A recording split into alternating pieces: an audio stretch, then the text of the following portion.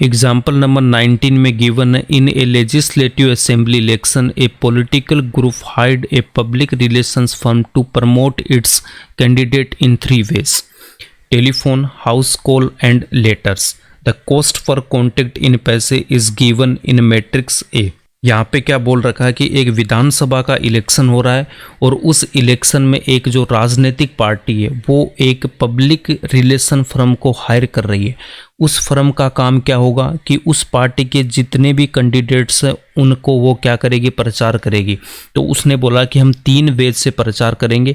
First वाला वे है वो करेगी, लोगों को फ़ोन से बात करेगी और उसके कैंडिडेट का प्रचार करेगी। दूसरा हाउस कॉल से करेंगे। हाउस कॉल मतलब घर घर जाके उनको बताएंगे, घर घर जाके उनके कैंडिडेट्स का प्रचार करेंगे। और तीसरा है लेटर्स, उनके पर्चे बांटेंगे। जितने भी कैंडिडेट्स हैं उस पार्टी के वो सब पर्चे डिस्ट्रीब्यूट करेंगे। अब यहाँ पे बोल रखा है कि कॉस्ट पर कॉन्टेक्ट इन पैसे, ये पैसे में दे रखा है कि वो बोल रहा है कि अगर हमने एक कॉल किया तो उसका हम लेंगे 40 पैसे, घर जाके प्रचार करने का हम लेंगे 100 पैसे, मतलब 1 रुपये हो गया। और एक पर्चा बांटने का हम पैसा क्या लेंगे, 50 पैसे लेंगे एक पर्चा बांटने का। ये उनका कॉन्टेक्ट हुआ है। उसके बाद देखो, the number of contacts of each type made in 2 cities X and Y is given by. X और Y 2 सिटी है, वहाँ पे उनके कॉन्टेक्ट हुए। तो यहाँ पे देखो X सिटी में वो क्या कर रहे हैं, टेलीफोन कितने के, 1000 के, और हाउस कॉल से उन्होंने 500, और लेटर उन्होंने डिस्ट्रीब्यूट किए कितने, 5000 के।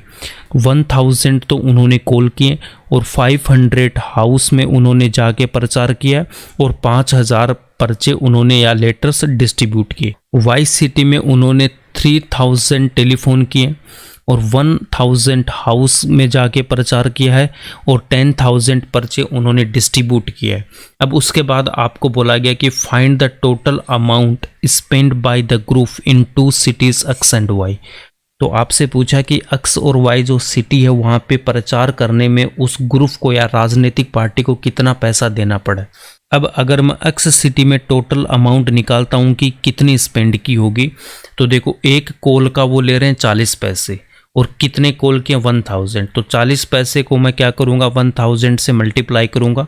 उसके बाद देखो 100 पैसे मतलब 1 रुपये को मल्टीप्लाई करेंगे किससे, 500 से, क्योंकि 500 हाउसेस में जाके उन्होंने प्रचार किया है और लेटर्स उन्होंने डिस्ट्रीब्यूट किए 5000 और एक लेटर की कॉस्ट कितने, 50 पैसे। तो इनको इससे मल्टीप्लाई करके हम करेंगे ऐड, तो X सिटी की अमाउंट आ जाएगी।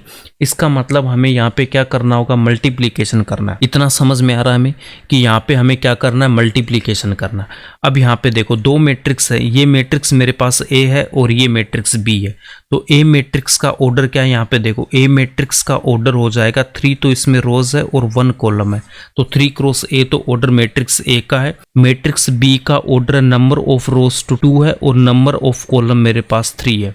अब यहाँ पे देखो मैट्रिक्स A का ऑर्डर क्या है मेरे पास, मैट्रिक्स A का order 3 cross 1 and matrix B का ऑर्डर कितना आ गया मेरे पास, 2 क्रॉस 3 आ गया। अब यहाँ से देखो क्या AB डिफाइंड हो पाएगा क्या, AB के लिए क्या होना चाहिए था कि number of columns in first matrix और number of rows in second matrix ये सेम होना चाहिए था। आपको क्या करना है, ये सेम देखना, यहाँ पे सेम है क्या, ये नहीं है, इसका मतलब AB डिफाइंड नहीं होगा। अब यहाँ पे BA के लिए आते हैं, तो BA, तो B का ऑर्डर क्या मेरे पास, देखो B का ऑर्डर 2 क्रॉस 3 एंड A का ऑर्डर कितना, यहाँ पे A का ऑर्डर 3 क्रॉस 1।